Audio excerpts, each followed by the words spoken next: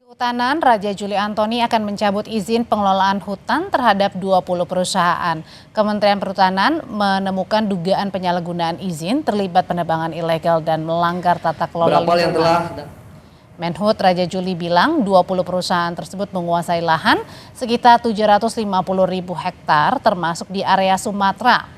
Raja Juli juga mengatakan langkah pencabutan izin untuk bersih-bersih sektor kehutanan agar meningkatkan pengawasan dan menghentikan praktik merusak lingkungan.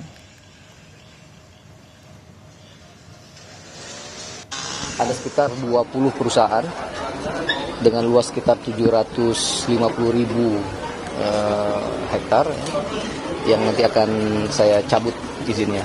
Yang tadi 750.000 itu se-Indonesia termasuk di 3 provinsi terdampak banjir. Ada 12 subjek hukum perusahaan yang terindikasi, sekali lagi terindikasi, berkontribusi terhadap banjir